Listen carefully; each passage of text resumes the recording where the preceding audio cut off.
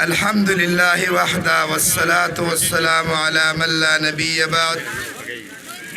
أما بعد فقد قال الله تبارك وتعالى في كلامه المجيد: أعوذ بالله من الشيطان الرجيم، بسم الله الرحمن الرحيم. ألف لام ميم، ذلك الكتاب لا ريب فيه هدى للمتقين.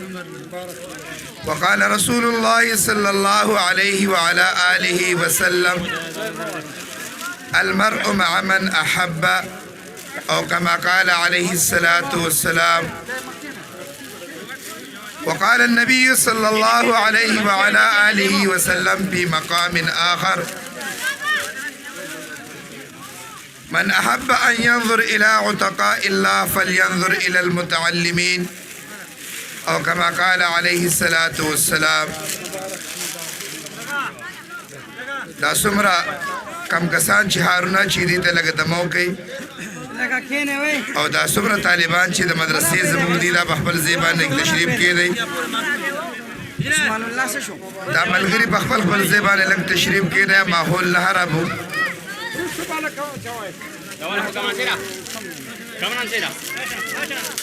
ملګری په خپل ځای باندې تشریف کړي، د هارونه دا کار به وروسته وشي. زموږ استاد محترم حضرت مولانا مفتی فضل غفور صاحب دامت برکاتهم العالیه، هغې را رسېدلي بس ان قریب هغې به تشریف راوړي. د هغې نه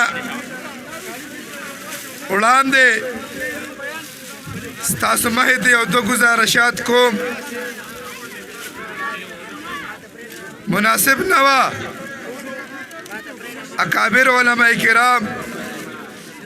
مشران، زمونږ اساتذه کرام په سټیج تشریف فرما دي، د هغې مخې ته خبره کول دا بې ادبي ده او مناسب نه ګڼم. لیکن الامر فوق الادب چې د محتمم صاحب امر د هغې توګې باندې دوه درې خبرې ستاسو مخکې وړاندې کوم. زما عزیزانو محترمو سامعینو، دا نن چې مونږ تاسو په کومه اجتماع کې را جمع شوي یو، په کومه دستربندۍ کې را جمع شوي یو چې دلته د الله جل شانه کلام کریم ختمیږي، دلته د کسانو په سر داستار تړلی کېږي،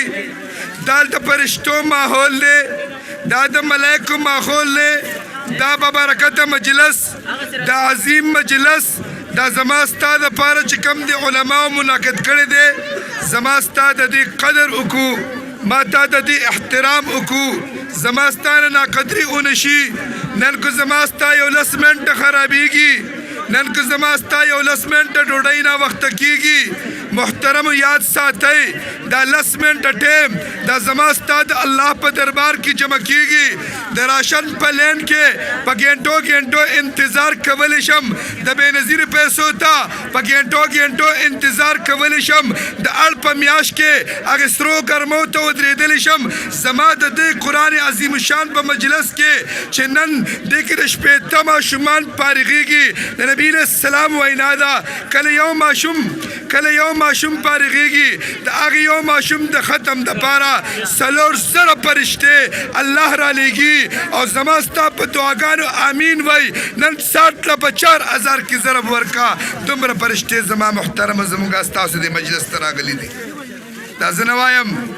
دا سردار کائنات سردار دو جهان صلی الله علیه وسلم فرمایي،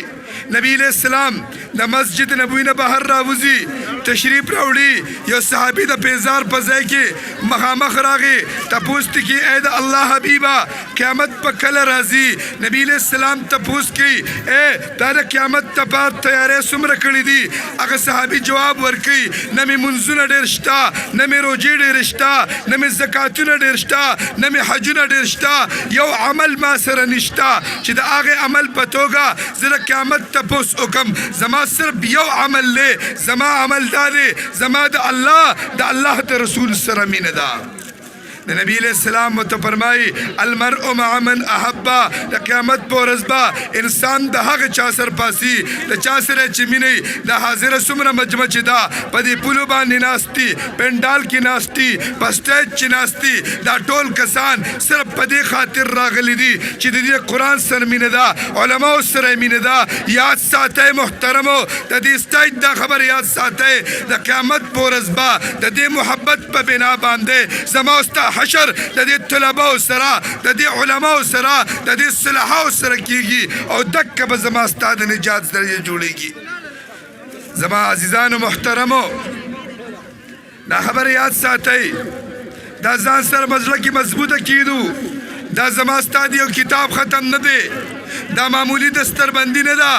دا هغه دستربندی ده چې نن د هغې د بچو دستربندي د علماو په سم کې په دې سټیج باندې د کوګا په ځمکه باندې کېږي کم سرپرستان چې راغلي دي کم د دې والدین چې راغلي دي هغه والدین خوشخبري واورئ ستاسو دستربندي به د قیامت په ورځ د عرش د قیامت په میدان کې د محشر په میدان کې سټیج به د الله د عرش جوړ وي فرشتې به ولاړ وي انبیا به ولاړ وي صلحا به ولاړ وي په هغې مجمع کې به زما ستا د دغې والدینو د دغې سرپرستانو د دغې میندو د دغې پلارانو دستربندي به الله جل شانه د انبیاو کرام په مجمع کې کړي سبحان الله ووایي زما محترم نن محترمو علماء کرامو ټولو خبرې وفرمایلې زمونږ مفتي صاحب هم ان قریب را رسېدو واله دی خو د هغې نه مخکې یوه خبره عزم وکړو مونږ تاسو چې د نن نه پس به زه خپل بچی حافظ قرآن جوړوم زه به خپل بچی عالم الدین جوړوم زه به خپل بچی د مدرسې سره مضبوط ساتم زه به د مدرسې سره خپل هغه جاني مالي هر قسم تعاون د زړه د محبت اعلان به انشاءالله کوم الله جل شانه دې مونږ تاسو له په دې خبر د عمل کول توفیق راکړي اقول قولي هذا استغفر الله ربي من كل ذنب أذنبته وأتوب إليه